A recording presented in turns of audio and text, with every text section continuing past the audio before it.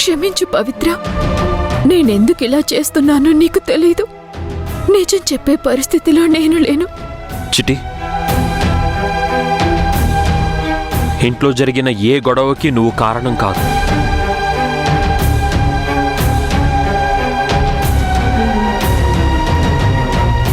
కొంతమందికి ఉన్న narrow mind వల్ల ఇవన్నీ జరిగాయి.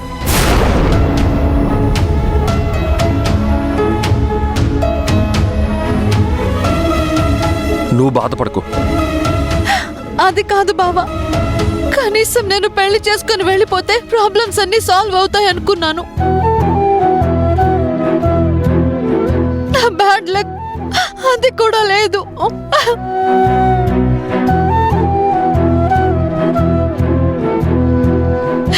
కనీసం నా చావుతోనైనా మీరంతా హ్యాపీగా ఉంటారనుకుంటే ఇదే కుదరలేదు.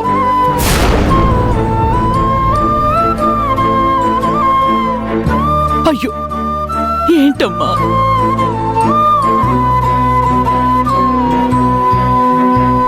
అసలు నన్ను ఎందుకు బతికించారు? నేను చస్తేనే అందరూ బాగుంటారు. అయ్యో పవిత్ర,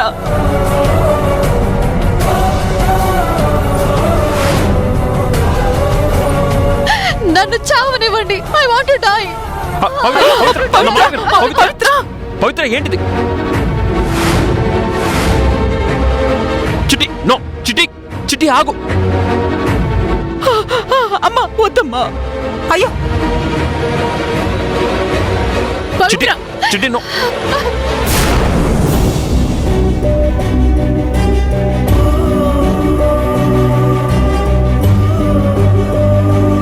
ఎందుకు చనిపోవాలి పవిత్ర?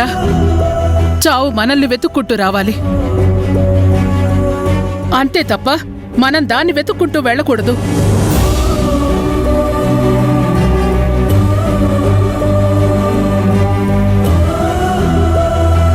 లైఫ్లో ఎన్నో ప్రాబ్లమ్స్ వస్తాయి. చావు వాటికి సమాధానం కాదు, కాకూడదు.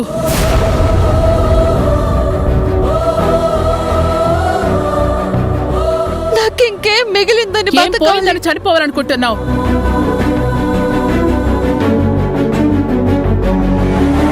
ముందు నీ మనసుని ప్రశాంతంగా ఉంచుకో. నీకోసం ఎంతమంది టెన్షన్ పడుతున్నావో చూడు.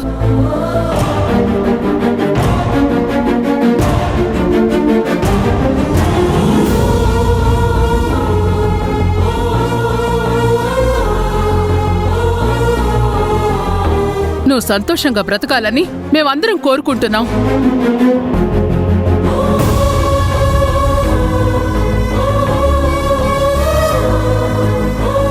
అవునమ్మా, నీ మీద మాకు ఎవ్వరికీ కోపం లేదు.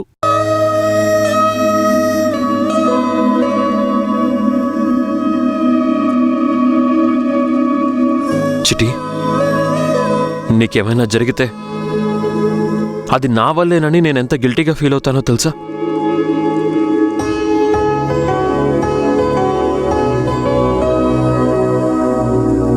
అంటే నన్ను లైఫ్ లాంగ్ బాధ పెడదాం అనుకుంటున్నావా?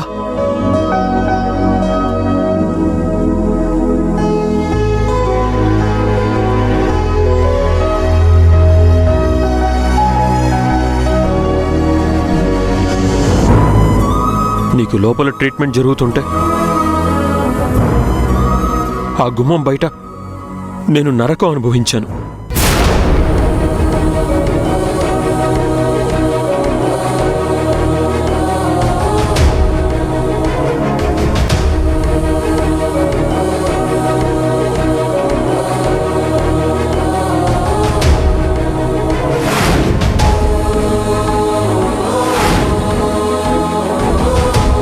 పవిత్ర, ఇంకెప్పుడు ఇలాంటి పని చేయకు. సమస్య వచ్చినప్పుడు ధైర్యంగా ఎదుర్కోవాలి గాని ఇలా పారిపోకూడదు. ఇక ముందు నీకెలాంటి సమస్య రాకుండా మేం చూసుకుంటాం.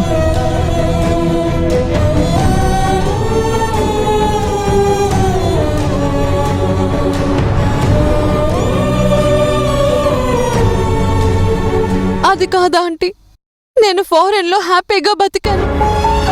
నేను కలలు కనే జాబ్ కోసమే ఇక్కడికి వచ్చాను.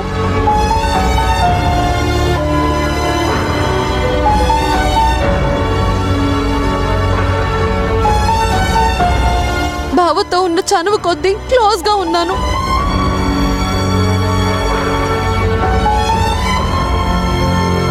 తనకు ఆఫీస్ వర్క్ లో సాయం చేయడం తప్ప తనతో నాకే రిలేషన్ లేదు.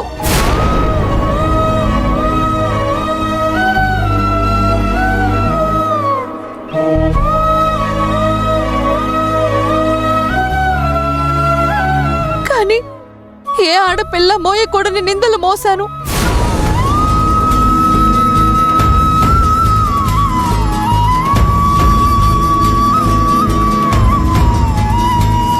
ఏ తప్పు చేయకుండానే మాటలు పడ్డాను.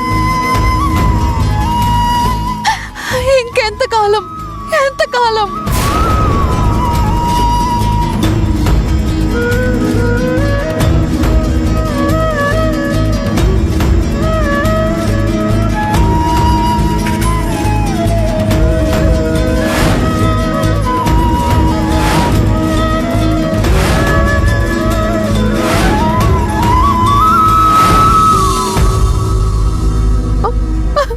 పవిత్ర, బాధపడకమ్మా. నేను చెప్తున్నాను కదా, నిన్నెవ్వరూ ఏమీ అనరు. నాది పోచి.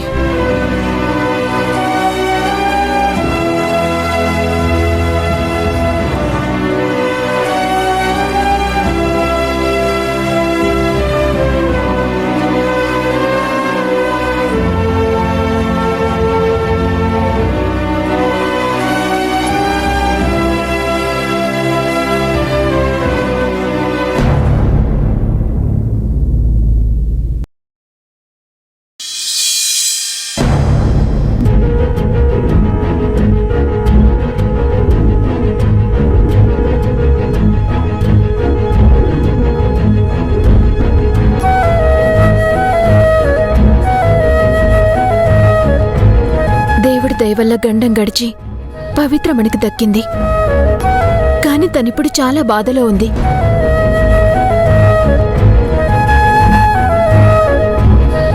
ఈ పరిస్థితిలో సీనయ్యతో తనని పెళ్లి కొప్పించలేం. తననే కాదు, విష్ణుని కూడా ఒప్పించలేం.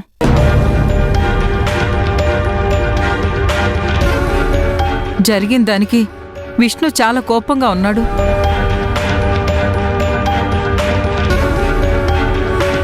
కాని విష్ణు హాస్పిటల్లో పద్మావతి మీద చాలా కోపం తెచ్చుకున్నాడు.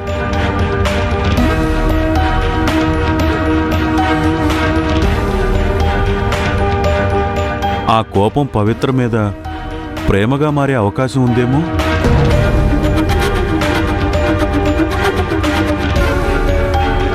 విష్ణు పవిత్ర పరిస్థితికి జాలిపడి పద్మావతినేదో ఒక మాట అన్నాడంతే.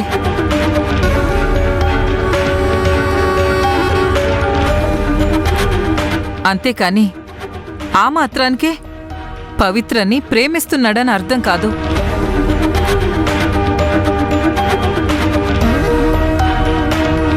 నిజమే,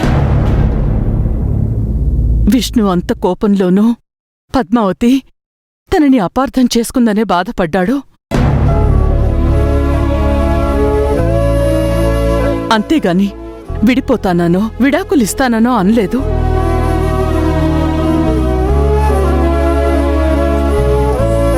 మరిప్పుడెలా అమ్మా? మనకెంతో టైం లేదు. ఈ పెళ్లి చూడకుండానే నేను చనిపోయేలా ఉన్నాను.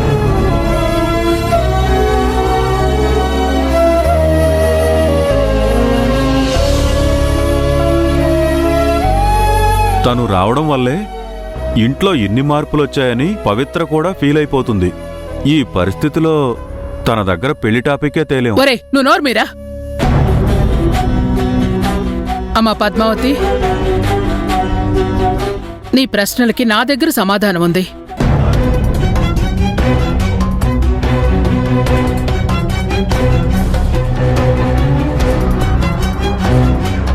నేను చెప్పినట్టు చేస్తే పవిత్ర పెళ్లి ఒప్పుకుంటుంది.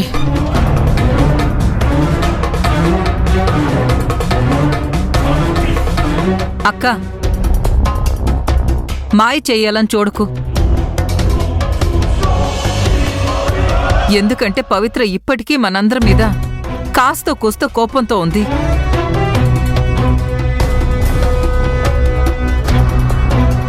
ఇప్పుడు మనం ఏమైనా వరస్ట్ ప్లాన్ చేస్తే తన ఇంట్లో నుంచి వెళ్ళిపోతుంది.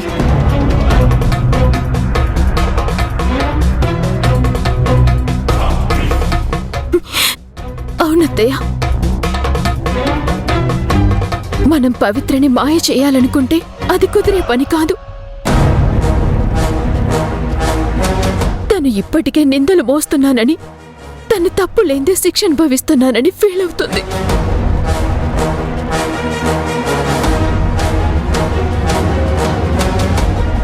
ఆ అమ్మాయి హాస్పిటల్లో మనందరి ముందే అంది కదా,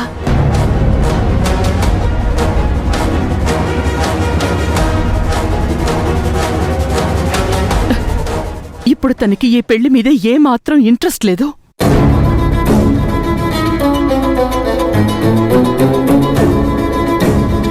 పెళ్లి పేరు చెప్తే తనకి నిశ్చితార్థం గుర్తుకొస్తుంది.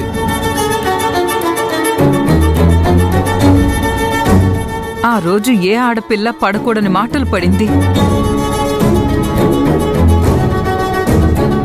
ఇంకొకరైతే మన ఇంట్లో నుంచి బయటకు వెళ్ళిపోతారు.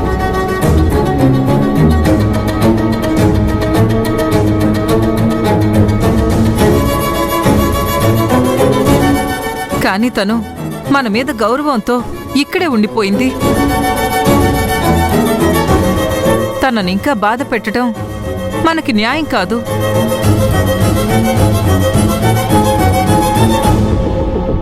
అవునత్తయ్య, దీనికంతటికీ కారణం నేనే.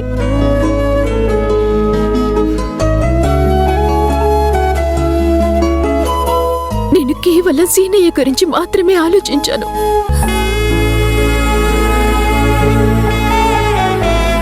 ఒక ఆడదానిగా సాటి ఆడదాని పరిస్థితి ఆలోచించలేకపోయాను.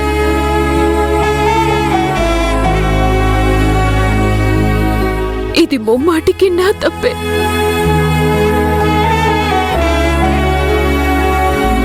ఇప్పుడు గతాన్ని తవ్వుకోవడం వల్ల ఏ ప్రయోజనం లేదు. జరగాల్సింది చూద్దాం. అక్క, నువ్వేం చెప్పదలుచుకున్నావో చెప్పు. అది మంచిదో కాదో తర్వాత ఆలోచిద్దాం.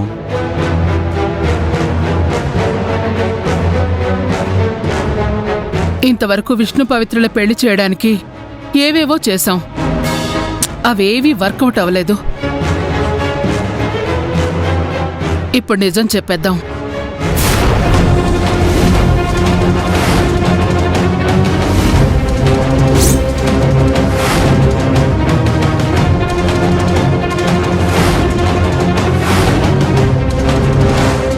పద్మావతికి క్యాన్సర్ అన్న విషయం పవిత్రకి చెప్పేద్దాం.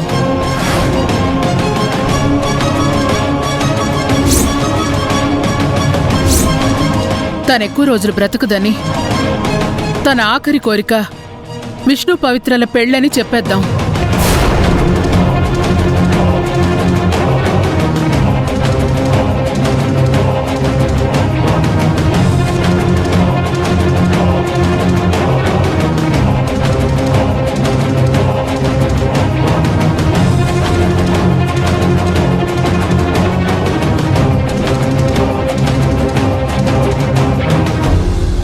నాకు కూడా ఇదే బెటర్ అనిపిస్తుంది.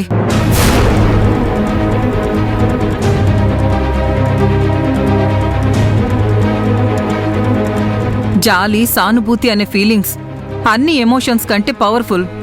ఖచ్చితంగా ఇది వర్కౌట్ అవుతుంది.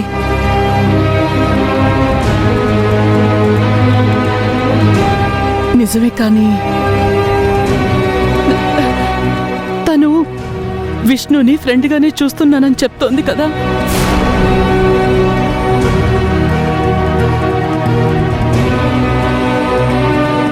నిజం చెప్తే ఒప్పుకుంటుందా? నీ ఆఖరి కోరిక తీరుతుందంటావా? పవిత్ర పద్మావతికి చెడు చేస్తున్నానని ఈ పెళ్లికి ఒప్పుకోవట్లేదు.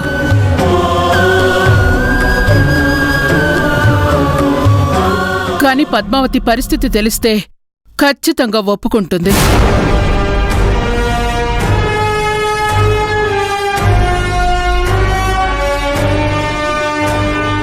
కరెక్టే అక్క. పవిత్రది సాయం చేసే మనస్తత్వం. పద్మావతికి ఇలా ఉందని తెలిస్తే తన ఆఖరి కోరిక తీర్చడానికి ఒప్పుకుంటుంది.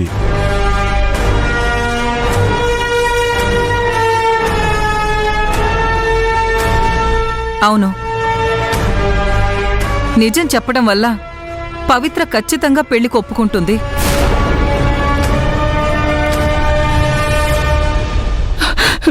పద్మావతి, నిజం చెప్పడం వల్ల పవిత్రకి నీ మీదున్న ద్వేషం కూడా పోతుంది.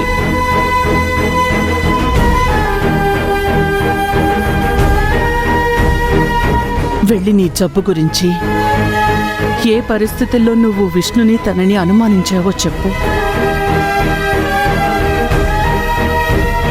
పవిత్ర అర్థం చేసుకుంటుందమ్మా.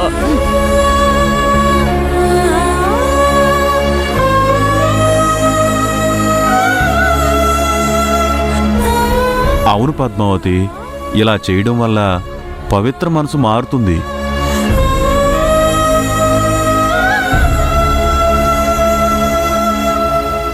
తను ఈ పెళ్లికి ఒప్పుకుంటే విష్ణుని ఎలాగోలా ఒప్పిద్దాం.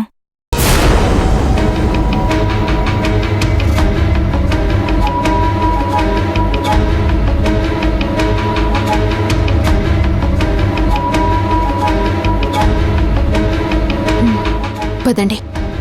పద్మావతి, రా వెళ్దాం.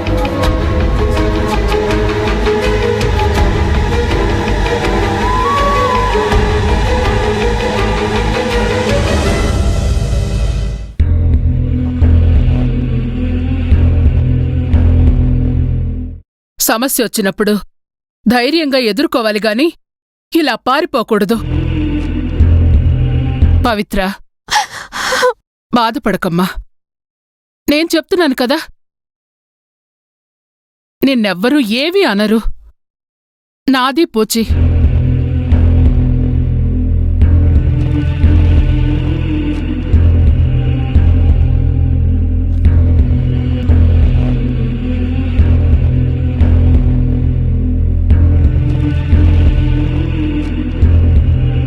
పవిత్ర,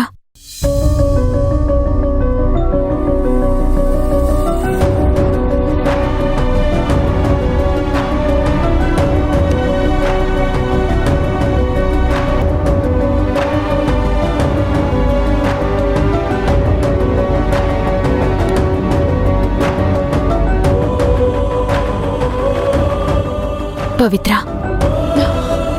నువ్వు నన్ను అర్థం చేసుకుంటే అసహించుకోవు.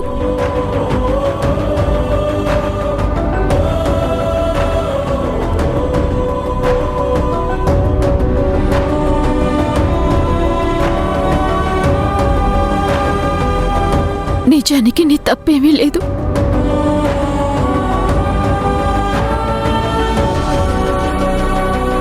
నీ పరిస్థితి ఇలా అవటానికి నేనే కారణం.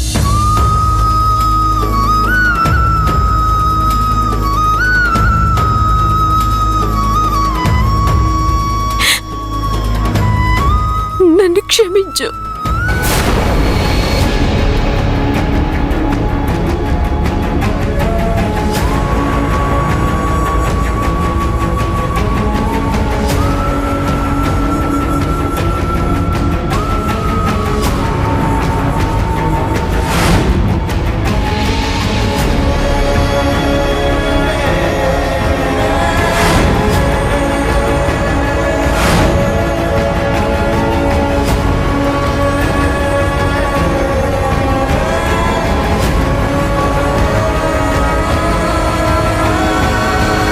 నా ప్రవర్తనకి కారణం నన్ను వెంటాడుతున్న రోగం.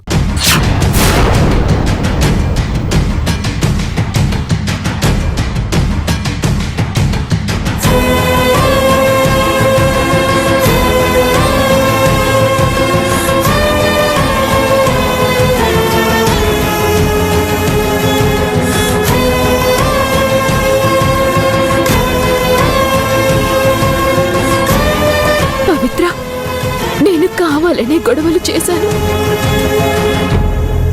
నీకిదంతా విచిత్రంగా ఉండొచ్చు, కానీ నాకిది అవసరం. నేను భర్త కోసం గయ్యాళిగా మారాను. సిస్టర్, నువ్వేమంటున్నావు? అవును పవిత్ర, నాకు క్యాన్సర్.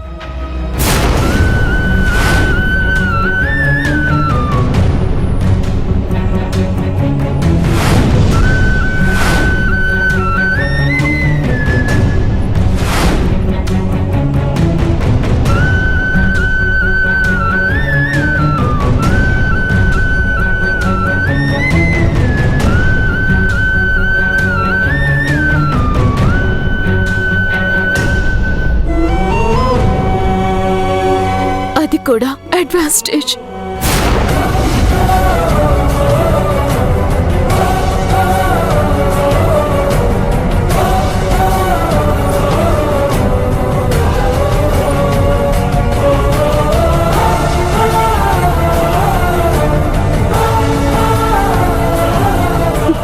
నేనెక్కువ రోజులు బతకను.